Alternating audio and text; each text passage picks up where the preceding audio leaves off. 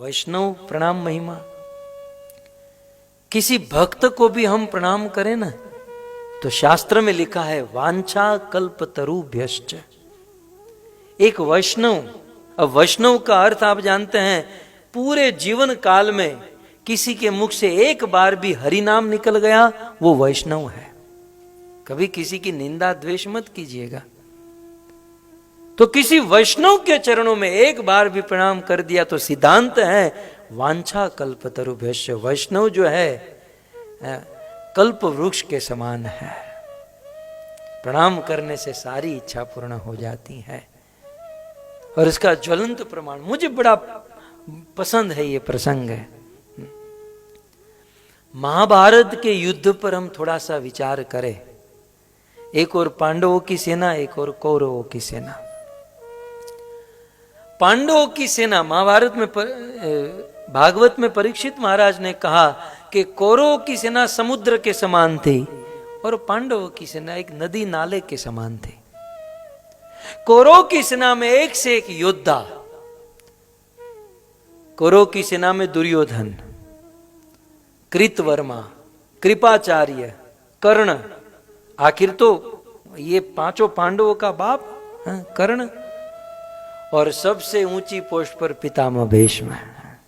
450 वर्ष की आयुष्य थी जब महाभारत के युद्ध में खड़े थे। देवताओं के ऊपर विजय प्राप्त करने वाले पितामह भीष्म, गुरु द्रोणाचार्य हैं। वन साइड टीम थी भक्तों, वन साइड टीम। जैसे भारत पाकिस्तान की मैच हो, क्रिकेट मैच, तो देखने में भी आनंद है। भारत केन्या हो तो कौन देखता है, वन साइड मैच होती है। तो ये वन साइड टीम थी। पांडवों की सेना में कोई नहीं। अब मैं आपको यह भी बताऊं संख्या की दृष्टि से, कौरवों की सेना में 11 अक्षौणी सेना थी। कितनी? 11 अक्षौणी सेना दुर्योधन जमा किया था। और पांडवों की सेना में केवल 7 अक्षौणी सेना।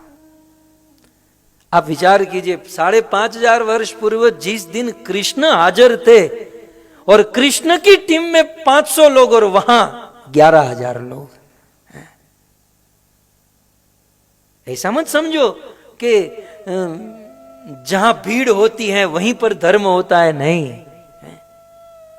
मैं तो यह कहता हूं कि खरा रियल गोल्ड जहां मिलता है ना, वहां बहुत कम लोग होते हैं और इमिटेशन ज्वेलरी की दुकान में भीड़ लग जाती है। इसलिए संख्या के ऊपर मत जाइएगा कभी भी। आप ये मत समझिएगा यहां पर कम संख्या है। संख्या कोई महत्वपूर्ण नहीं है। जब भगवान ठाकुर जी विराजमान थे उस समय भी कितने थे उनके पक्ष में? बहुत कम लोग थे। लेकिन यह बात तो सही है कि भले संख्या कम हो, लेकिन विजय उसी की होती है जहां भगवान होते हैं, जहां हरिनाम होता है, जहां सत्य होता है, जहां भक्ति होती है।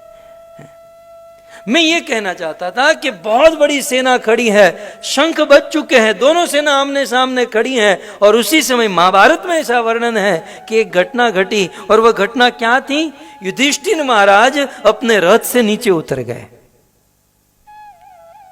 अब सब लोग सोच में पड़ गए, ये युद्ध करने आया है क्या करने? अब बड़े भाई को नीचे उतरते देखकर भीम भी उतर गए।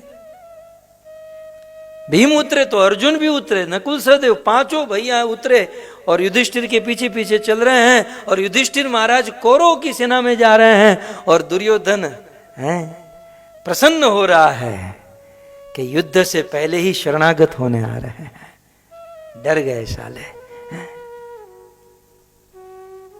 लेकिन ये तो धर्मराज थे भक्तों, धर्म के ऊपर जीवन था इनका।